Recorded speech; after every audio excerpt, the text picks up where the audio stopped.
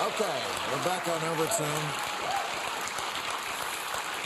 Okay, welcome back. Thank you. Welcome to the panel. Republicans have focused a lot of their strategy on school reform and parental rights. Oh, yeah, Mitch McConnell says we're the party of parents now, which has been wildly popular. It has been.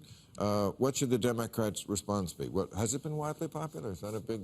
It has been? Yeah. Okay. Yeah. Specifically related to DEI and critical race theory, especially. So DEI being diversity, equity, and inclusion. Right, and you teach a course in there. I do. Or do a what is it called? When we do. We had it here. I mean, every corporation does it now. Yeah. So theory of enchantment is an anti-racism training, but it's different from the kind of D'Angelo model that's pervasive in a lot of schools. That's Robin DiAngelo, the author of White Fragility. Yeah. Thank you. Sorry. That's and. Right. The difference between what she does and what we do is our anti-racism training is fundamentally trying to teach people how to love, which is really difficult. It's really difficult. And we understand that racism and supremacy is a kind of overcompensation for an inferiority complex. That is really what it ultimately is. And if you want to challenge that, then you have to treat people how to be in right relationship with themselves and to accept the complexity of themselves so that they don't overcompensate by projecting the parts that they don't like about themselves onto the other. And what do you think about just the general idea of forcing people to take a... Never going to work. And it's going to backfire because people will resent you for it, and then they'll be more likely to adopt the views that are prejudiced that you're trying to, you know... I mean, honestly, when they make us do it, it's like, I could see having to do it if, like, you know, like I had a DUI once. Yeah. What? Yeah.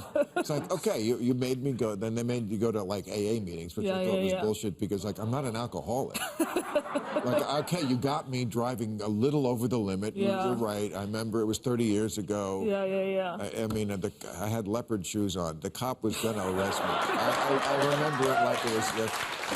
So, but like, why should they made you go to AA meetings, and I would not say when people stood up and went, I'm Al and I'm alcoholic. I'm not an alcoholic. I'm not saying you're fucking indoctrinated pledge. Yeah.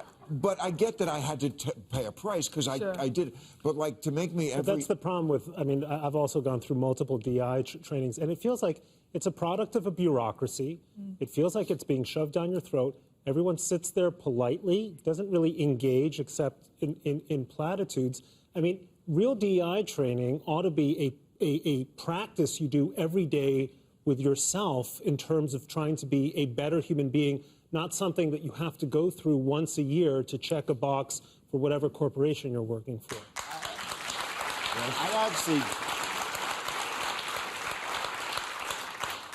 I honestly just think the Republicans are bullshitting. This has nothing to do with education. This is just a tool for them. They don't really care about education. They don't really care about parents. If they cared, they would have voted with us to keep schools open, to actually fund schools. They would actually, the American Cares Act, they didn't vote for that. We had money in there so that way kids could actually have free lunch program during the summers because they were, people couldn't go to school and send their kids and eat there. Vote against that.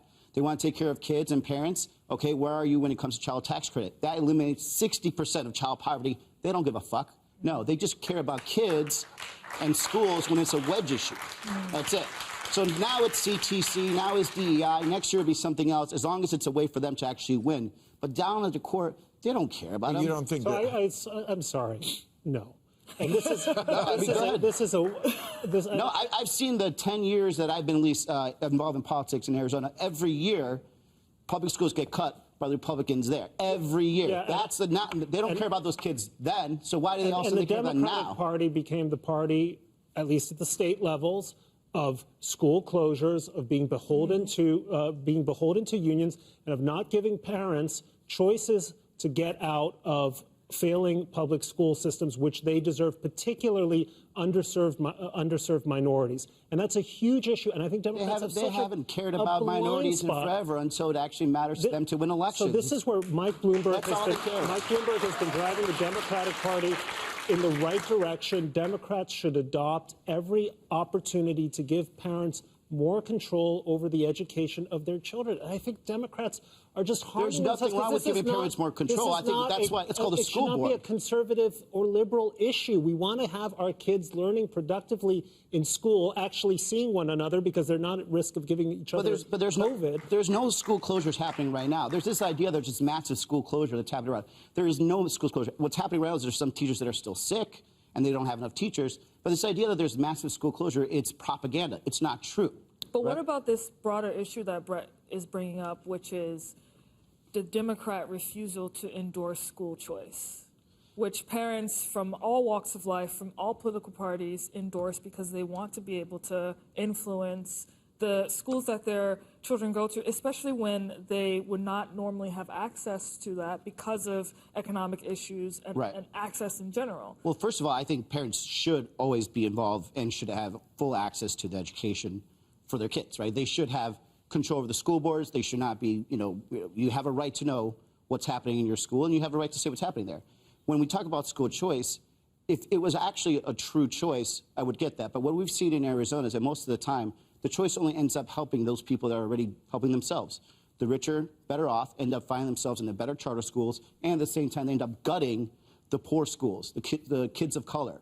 And once in a while, yes, we see some great stories, and they'll bring a couple of Latino kids out and say, look, they're really good at this prep school. But the rest of the time, the actual schools that are really training 90% of the kids, the minority kids, the kids in very poor neighborhoods, they end up getting gutted on the altar of school choice. So then why don't we just expand access for kids who can't afford it to go to better quality schools that are local, that are able to govern themselves, set the rules, are independent of the unions if that's the choice that they make. And that's where I think Democrats are just losing a huge opportunity to win back America. Well, I think this idea that unions I'm glad I don't have kids. You have kids? Love it. You have kids? Oh, yeah. It's great. You have kids already? I have a 5-year-old, yeah. Oh, wow. And you have kids, yeah. Great. Okay.